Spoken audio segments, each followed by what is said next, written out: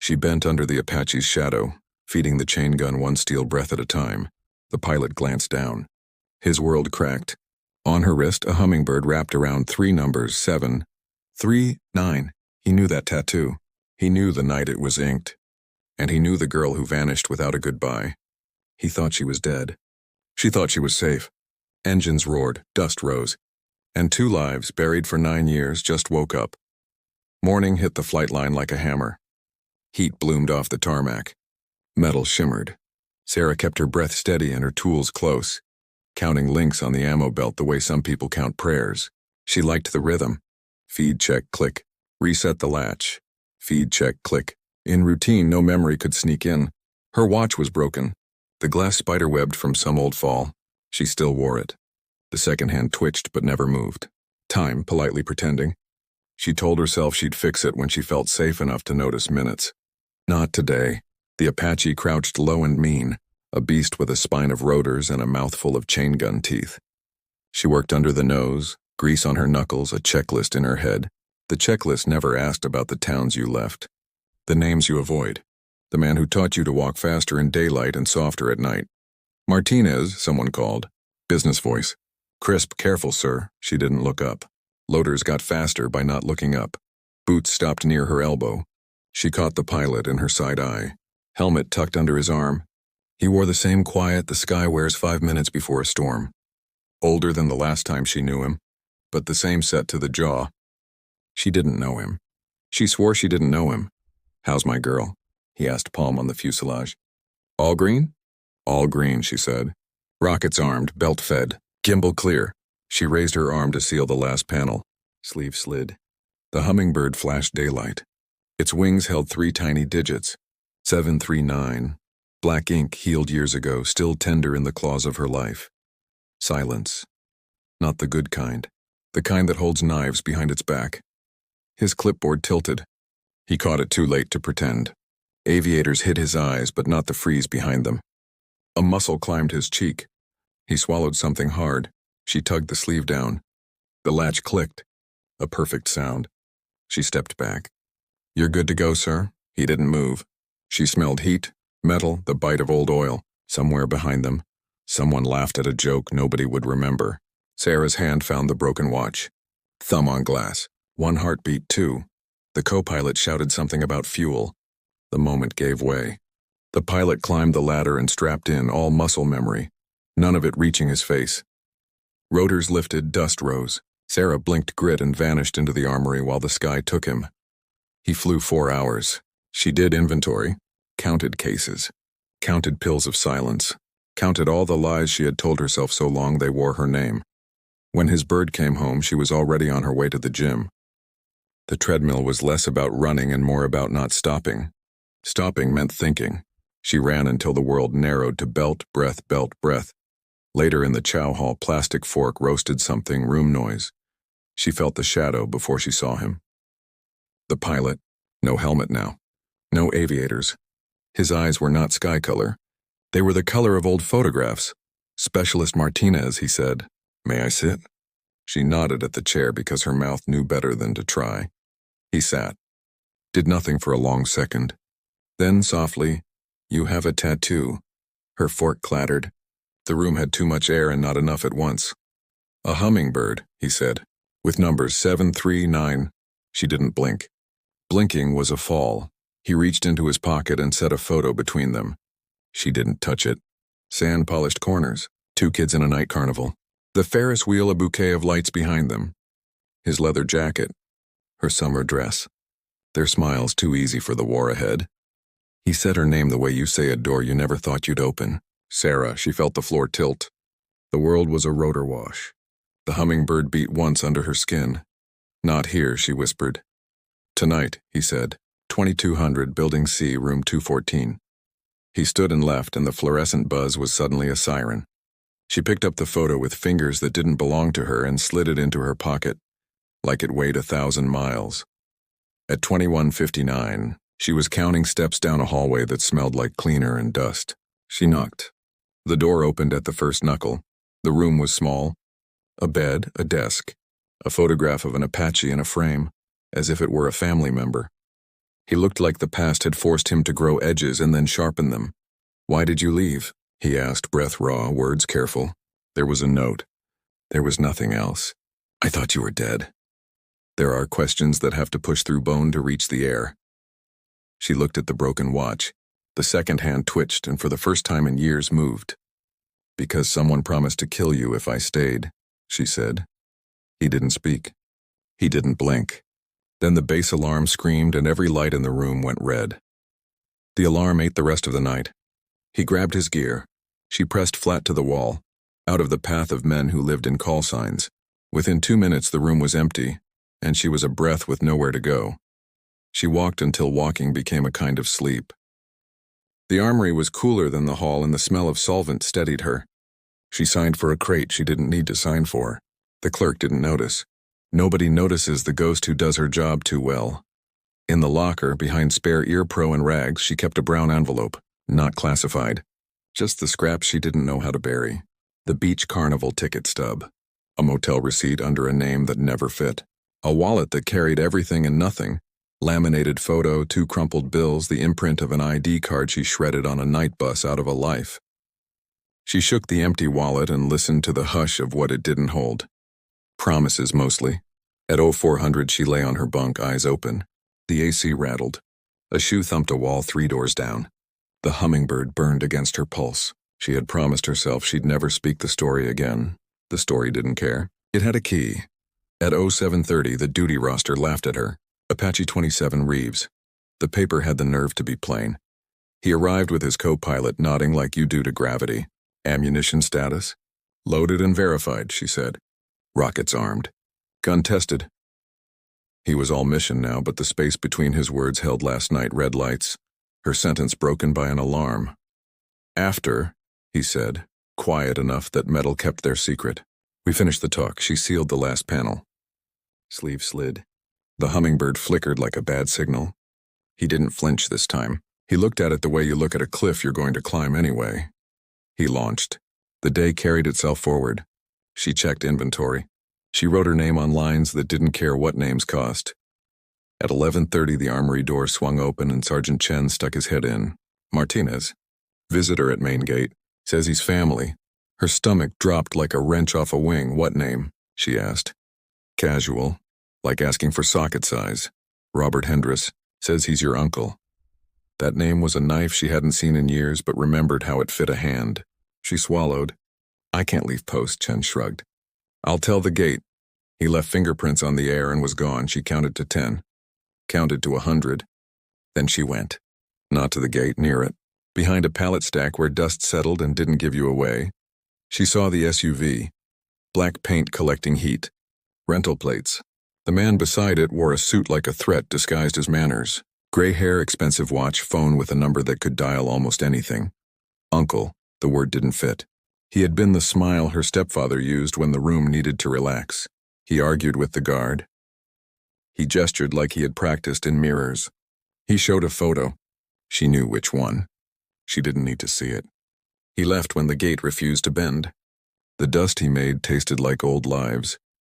Back at the bench, she wrote the plate number on a post-it and stuck it under the broken watch.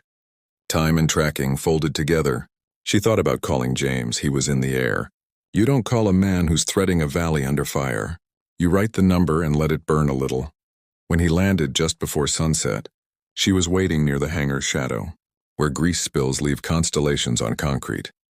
He walked toward her like a man who needed a word more than a meal. "What happened?" "Not here," she said. "Behind maintenance. They cut through a gap where 2 buildings forgot to touch. Shade held them. So did the smell of hot metal and a desert cooling too slowly." She told him everything. The name, the car, the way the old fear climbs your back and whispers you into the past. He listened with his jaw locked. "We report it," he said. "No." The word came out sharp. "If I report it, a file opens and people read it, and a room full of men who never met me decide who I am. I can't." He nodded, slow. "Then I call someone who owes me. Quiet, off the books." He texted a friend in Intel. The reply came faster than sleep. 48 hours, then official. "Okay," he said. "We have 2 days to figure out what your uncle wants." She thought of her mother, of the letters she never mailed because a return address is a kind of target. Maybe it's about her, she said. She was sick when I left. He looked something up on his phone. The glow lit his face in a way that made him look 17 and tired. He found the thing neither of them said. The obituary, 2 years old. Her mother's name, the word complications doing the heavy work it always does.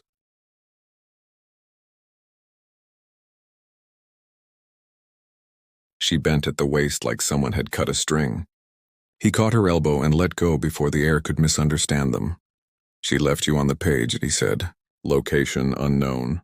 Sarah pressed a knuckle to her teeth. Grief is the slowest moving vehicle in the world, but it always arrives.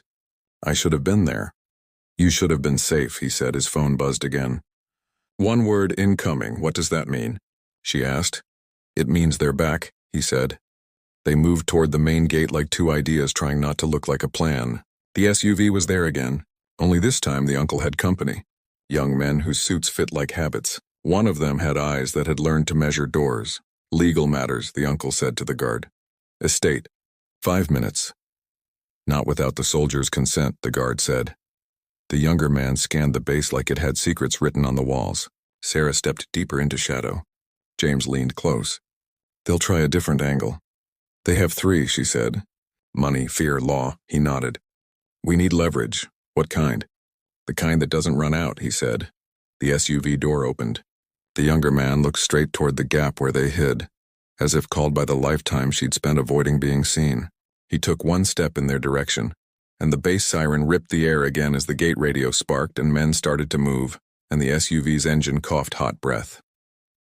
The SUV left a ribbon of exhaust. The siren cut. The ordinary came back.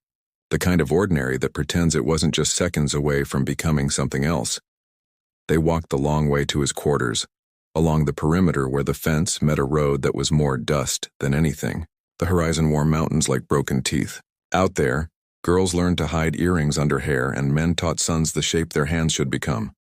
In here, everything had a serial number. She kicked a pebble. It rolled like the day wouldn't notice. You said leverage. He pulled a folder from a desk drawer and set it between them. My friend found him. Your uncle. Hotel in the city. Paperwork that smells of legitimacy. And this. He tapped a page. He's been asking around with your picture. My mother, she said, because grief didn't know it had to wait its turn. If there was a will. Give me her full name, he said. Town, the church she liked, if you remember. Any thread she did, he typed. He knew which site to check first, which public record to pry. He found a lawyer with a website that looked old enough to trust. He sent an email in the polite language people use when they want secrets. He made coffee that tasted like burnt hopes and offered her half. She took it. Hands touched, retreated. Why didn't you tell me back then? He asked. Not as a wound now, more like a mapping question. Because a man in a suit showed me a photo of you asleep in your apartment, she said. Because the lock on your door was honest but not strong. Because the word forever looked at me and asked if it could borrow my throat. Because I loved you enough to leave. He nodded as if the air had been expecting that answer all along. At 200, the laptop pinged.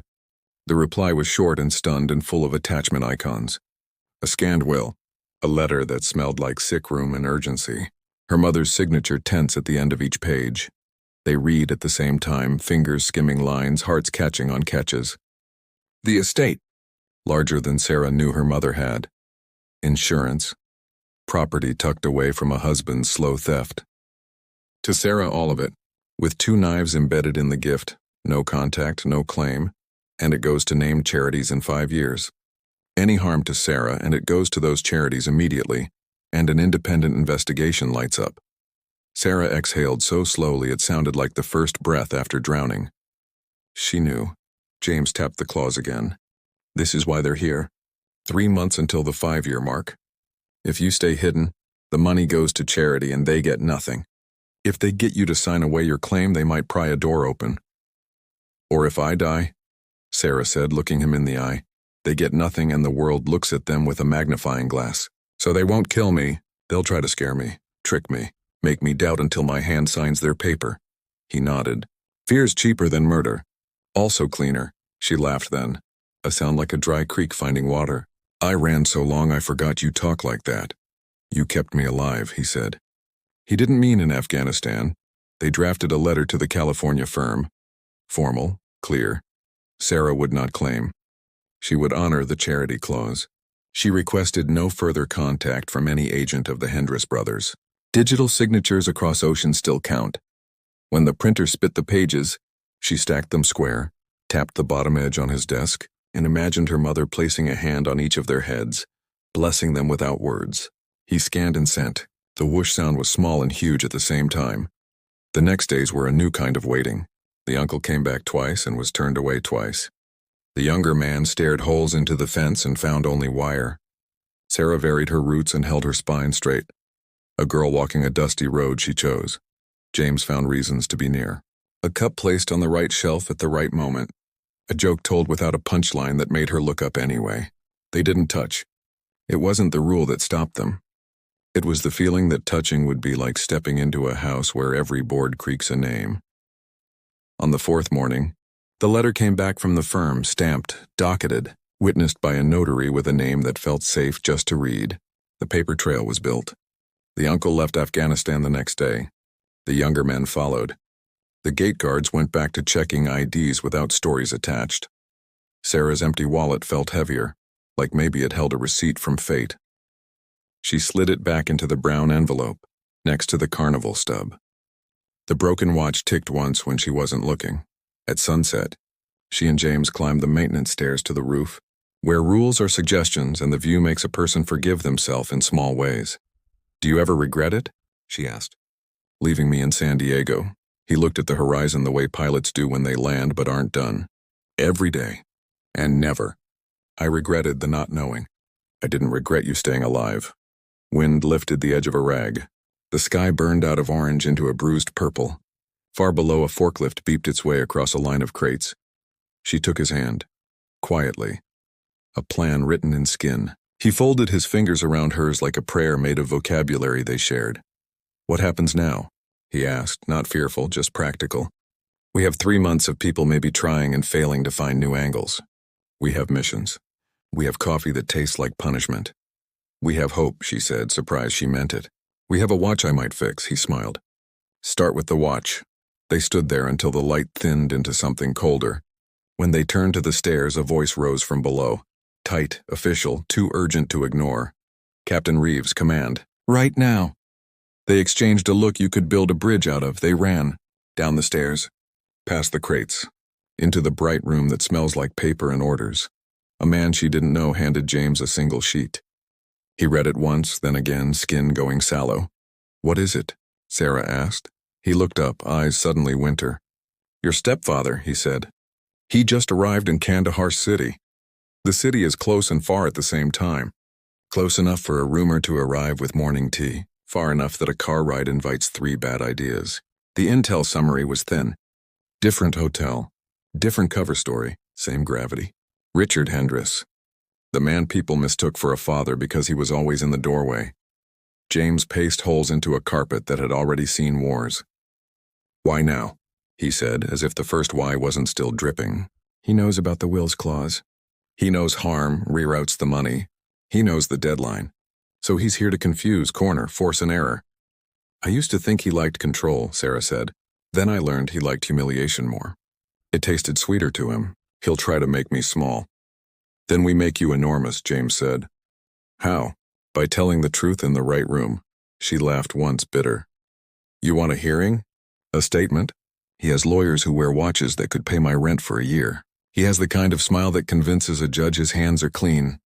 James picked up the broken watch from her palm and turned it over. "Time can be fixed," he said. "It keeps its scars, but it works." "You're an optimist with a gunship," she said. "Dangerous combination." His phone buzzed. Same intel friend. A photograph, blurred but usable. Richard in the hotel lobby. A hulking man beside him whose neck met his skull-like construction. The caption, 4th floor, room 412. 2 rented SUVs, possible local fixer. Sarah felt the old shiver try the door. She watched it fail to open. "He brought a fixer," she said. "Of course he did." "We escalate quiet," James said. "We tell the right captain. Not the wrong one. The right one owes me 3 bottles and a week of sleep. He'll open an informal bubble of protection." "You're not in charge of bubbles," she said. He smiled with half his mouth. "I am if I ask nicely." They found the right captain in a corner of a busy room. He read the sheet, glanced at the photo, and let his face show exactly nothing. That nothing was a kind of mercy. Unofficially, he said, no off-base travel for Specialist Martinez. Buddy system everywhere. If a civilian requests access, it goes through me. I'll have a word with gate security. If a lawyer shows up with paper, it will wait. Are we clear? Clear. The word you use when the fog is only pretending to leave.